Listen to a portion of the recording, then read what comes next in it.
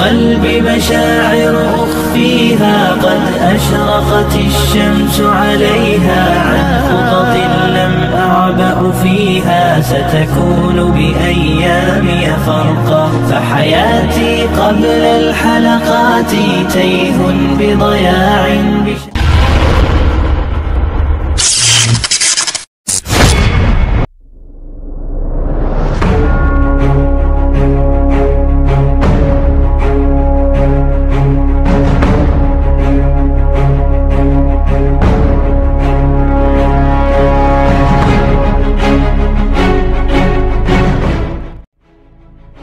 Assalamualaikum warahmatullahi wabarakatuh. Inilah kisah seorang perempuan tua dari Bani Israel yang mendapatkan peluang emas.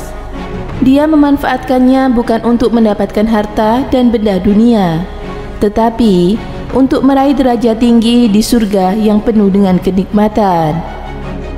Kisah ini disampaikan oleh Rasulullah SAW ketika beliau merasa senang karena mendapat penghormatan dari salah seorang badui saat beliau singgah di rumah badui tersebut. Hakim meriwayatkan dalam Mustaqdar dari Abu Musa bahwa Rasulullah SAW singgah kepada seorang badui. Beliau dimuliakan, maka beliau bersabda kepadanya, "Wahai badui, katakan keperluanmu." Dia menjawab, "Ya Rasulullah, seekor unta betina dengan pelananya dan domba betina yang dipera oleh keluargaku." Ini diucapkan 2 kali. Rasulullah SAW berkata kepadanya, "Mengapa kamu tidak seperti nenek tua Bani Israel?" Para sahabat bertanya, "Ya Rasulullah, siapa nenek tua Bani Israel itu?" Rasulullah SAW menjawab, "Sesungguhnya Nabi Musa hendak berjalan membawa Bani Israel, tetapi dia tersesat di jalan. Maka para ulama Bani Israel berkata kepadanya, 'Kami katakan kepadamu bahwa Nabi Yusuf mengambil janji-janjinya atas kami agar kami tidak pergi dari Mesir, sehingga kami memindahkan tulang-tulangnya bersama kami.' Nabi Musa bertanya, 'Siapa di antara kalian yang mengetahui kuburan Nabi Yusuf?'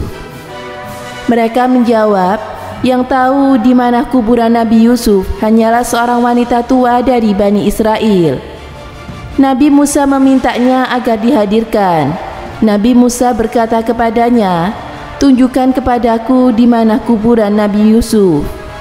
Wanita itu menjawab, 'Aku tidak mau hingga aku menemuanimu di surga.' Rasulullah, Nabi Musa tidak menyukai permintaannya, maka dikatakan kepadanya, 'Kabulkan permintaannya.' Nabi Musa pun memberikan apa yang diminta. Lalu wanita tua itu mendatangi sebuah danau dan berkata, 'Kuraslah airnya.' Ketika air telah surut, wanita itu berkata, 'Galilah di sini.' Begitu mereka menggali, mereka menemukan tulang-tulang Nabi Yusuf. Begitu ia diangkat dari tanah, jalanan langsung terlihat nyata seperti cahaya pada siang hari. Hadis ini diriwayatkan oleh Al-Hakim dalam Mustaqdar. Dia berkata, hadis ini sanadnya sahih dan keduanya atau Bukhari dan Muslim tidak meriwayatkannya. Syekh Umar Sulaiman Al-Asikor, guru besar Universitas Islam Yordania, dalam kisah-kisah sahih dalam Al-Quran dan Sunnah menjelaskan semasa hidup Nabi Yusuf meminta kepada Bani Israel yang ada di sekelilingnya agar berjanji kelak jika mereka meninggalkan Mesir ke tanah suci untuk membawa tulangnya. Kala itu Bani Israel berjanji akan melaksanakan perintah itu. Tatkala Allah mengizinkan Nabi Musa dan kaumnya agar keluar dari Mesir, mereka tersesat. Nabi Musa terheran-heran karenanya. Dia meyakini bahwa pasti ada rahasia dalam urusan ini. Maka Nabi Musa pun berkata kepada orang-orang yang bersamanya, ulama Bani Israel mengingatkan akan janji leluhur mereka untuk membawa jasad Nabi Yusuf jika ingin meninggalkan Mesir. Selanjutnya, Nabi Musa bertanya di mana letak kuburan Nabi Yusuf, tetapi tidak ada seorang pun mengetahui kuburannya kecuali seorang wanita tua Bani Israel. Hanya saja perempuan tua itu menolak menunjukkan kecuali jika Nabi Musa mengabulkan permintaannya. Dan ketika Nabi Musa menanyakan apa keinginannya, ternyata dia menuntut perkara yang besar. Dia ingin bersama dengan Nabi Musa di surga. Sudah barang tentu Nabi Musa tidak bisa mengabulkan permintaan itu. Beliau melihat permintaan itu berlebih-lebihan. Apa yang dilakukan tidak sepadan dengan derajat yang diminta. Bisa jadi karena Nabi Musa tidak bisa mengabulkan permintaan atas sesuatu yang bukan wewenangnya, maka Allah menurunkan wahyu kepadanya supaya mengabulkan tuntunan nenek itu. Dan barang siapa meminta kepada Allah atas perkara-perkara yang tinggi, niscaya Allah akan mengabulkan permintaannya, walaupun dia tidak mencapai derajat orang-orang yang berhak meraih derajat tersebut. Mustajab. Rasulullah SAW merasa permintaan dari hajat si badui tersebut remeh. Maka beliau menyampaikan hadis tentang nenek tua Bani Israel yang mengutarakan satu permintaan besar kepada Nabi Musa, manakala kesempatan itu terbuka. Doa Rasulullah SAW mustajab. Sekiranya dia meminta doa kepadanya untuk kebaikan akhirat, niscaya dia akan meraih banyak kebaikan. Rasulullah memberitahukan bahwa sebab persyaratan yang diminta oleh wanita tua itu kepada Nabi Musa untuk bisa menemaninya di surga adalah karena dia mengetahui satu ilmu yang tidak diketahui oleh siapapun dari Bani Israel. Seperti inilah ambisi-ambisi tinggi, jiwa yang berhasrat meraih derajat-derajat tinggi.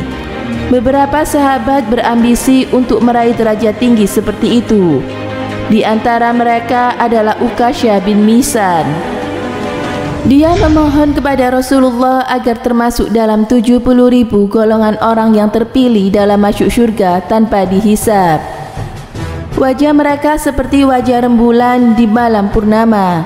Mereka tidak kencing, tidak buang air besar, dan tidak meludah. Lalu Rasulullah menyampaikan kepada Uqasyah bahwa dia salah satu dari mereka. Termasuk juga Abu Bakar yang berambisi dipanggil dari segala pintu surga. Termasuk pula para sahabat yang memohon kepada Rasulullah agar bisa menemaninya di surga. Lalu dia bersabda kepadanya, "Bantulah aku atas dirimu dengan berbanyak bersujud." Dia tidak mau memenuhi permintaan Nabi Musa sebelum Nabi Musa menyanggupi permintaannya, yaitu menyertainya di surga. Wanita tua itu tidak menuntut emas, perak dari Rasulnya, dan tidak meminta unta, sapi, ataupun kambing. Seandainya si badui itu meminta kepada Rasulullah seperti permintaan wanita tua itu, manakala Rasulullah membuka peluang permintaan untuknya, niscaya dia sangatlah beruntung. Orang yang mencari syahadah dengan benar, niscaya Allah menyampaikan derajat orang-orang yang mati syahid, walaupun dia mati di atas tempat tidurnya. Orang yang meminta derajat ulama atau orang-orang yang dermawan, niscaya Allah akan menyampaikan pada derajat mereka, walaupun tidak beramal seperti amal mereka. Semoga bermanfaat. Wallahu a'lam bishawab.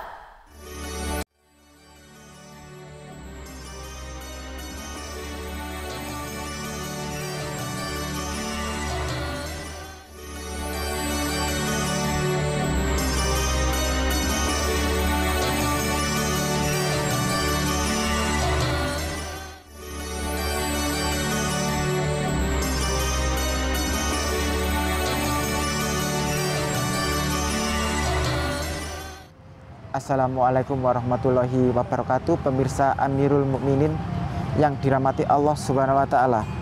Dari sekian banyak kisah para nabi, Al-Quranul Karim sangat banyak menceritakan perjalanan hidup Nabi Musa alaihissalam. Apa alasannya? Nabi Musa adalah nabi yang paling mulia di kalangan Bani Israel.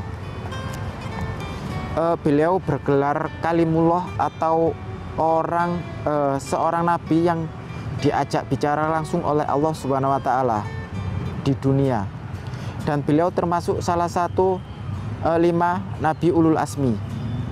Di dalam Al-Qur'an perjalanan beliau paling banyak disebutkan Allah.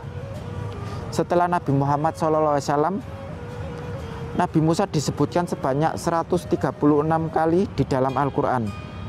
Lalu apa alasannya kisah Nabi Musa banyak disebutkan dan diceritakan berulang-ulang oleh Al-Qur'an? Yang pertama adalah karena Nabi Musa adalah nabi yang paling banyak menerima ujian. Hal ini diterangkan dalam surah Toha ayat 40. Yang kedua adalah karena kisah beliau memiliki kesamaan dengan kisah Nabi Muhammad SAW. Misalnya kekejaman Fir'aun dan kejamnya para pembesar Quraisy yang menganiaya para budak dan orang-orang lemah. Yang ketiga adalah kisah hidup Nabi Musa dengan umatnya dapat memberi manfaat bagi umat Islam. Semoga memberi manfaat. Wassalamualaikum warahmatullahi wabarakatuh.